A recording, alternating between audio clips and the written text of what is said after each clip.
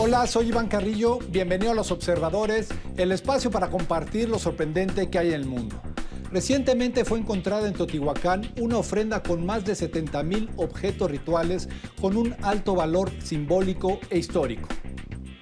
Hoy vamos a platicar con su descubridor, el arqueólogo Sergio Gómez Chávez, líder del proyecto Tlalocan, quien nos habla de la aventura para llegar hasta ahí y nos dice de la importancia para conocer mejor nuestro pasado prehispánico y la sociedad teotihuacana. Esto es Los Observadores.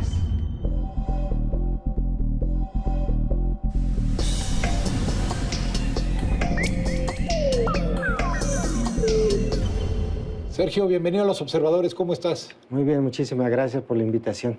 Pues vamos a hablar de Teotihuacán, una de las zonas arqueológicas emblemáticas de nuestro país y del mundo.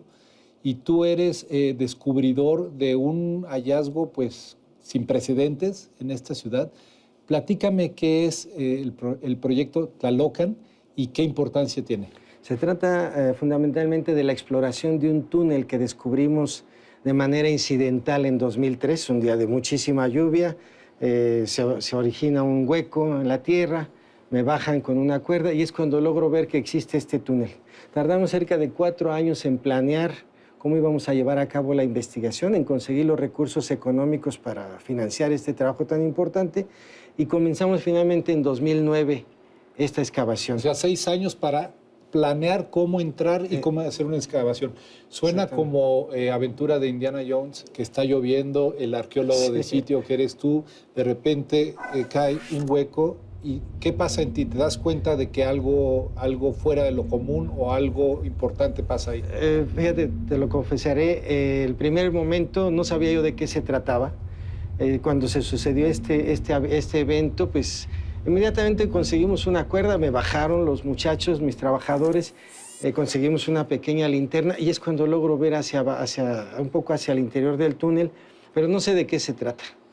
Y de hecho, llegué a mi casa y fue casi una semana de no poder dormir, de la emoción y de no saber a qué es lo que te estás enfrentando y cómo lo vas a hacer. ¿Sabías que tenías algo grande?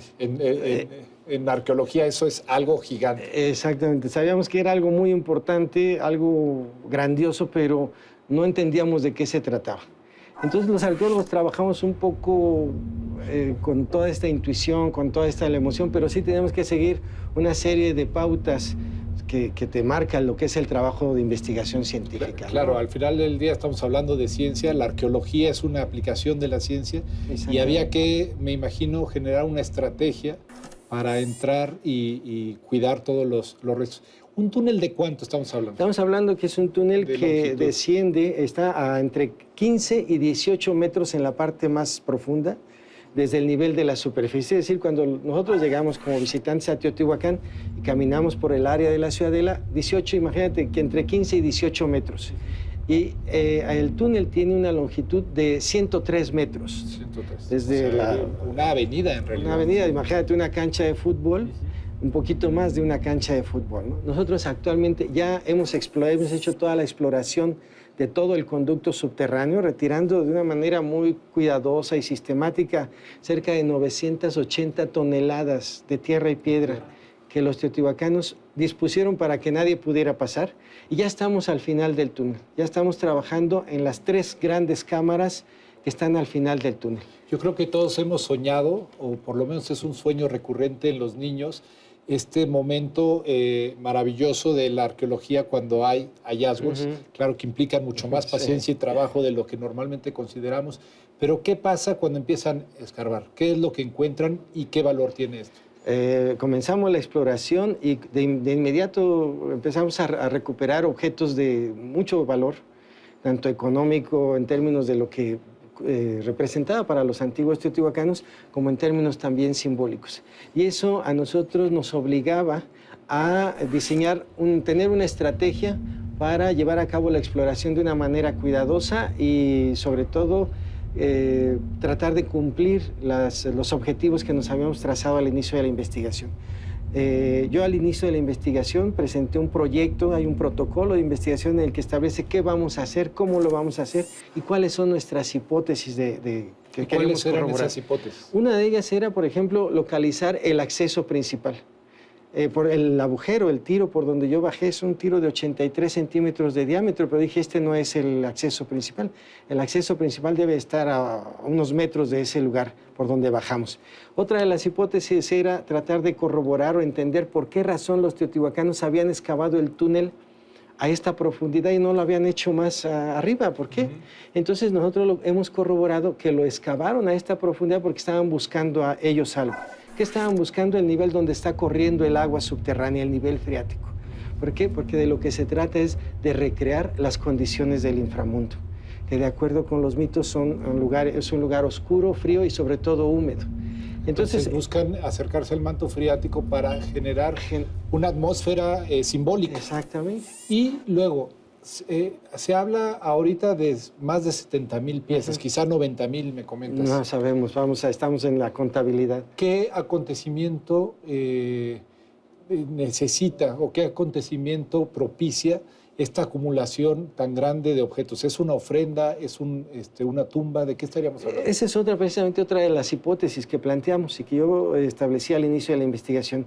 Es el lugar más sagrado dentro de la cosmovisión y la cosmogonía mesoamericana, el inframundo. Por tal razón, existen muchas posibilidades de que al final del túnel localicemos los restos o este lugar sea utilizado como depósito funerario. Esta gran cantidad de objetos de un valor excepcional, hay objetos importados desde Guatemala, desde el Mar Caribe, desde Chiapas, nos indica que hay algo muy importante allá adentro.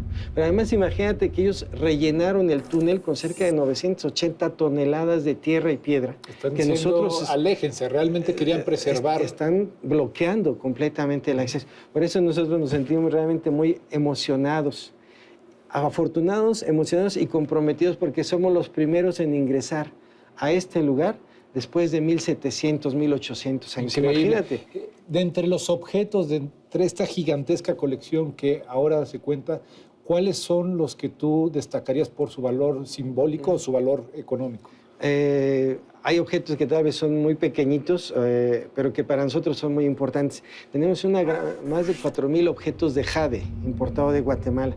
Por primera vez en la historia de la arqueología de Teotihuacán tenemos una gran cantidad de objetos de madera, más de 4,000 objetos de madera que se han conservado en este lugar por las condiciones de humedad en el que ha permanecido este lugar durante tanto tiempo. Tenemos pelotas, bolas de hule en perfecto estado de conservación que usaban, aunque en este caso podrían tener más bien un sentido simbólico. A lo mejor no se usaron. Tenemos esculturas en gran formato de piedra verde. En fin, imagínate, ha sido una exploración tan cuidadosa, tan meticulosa.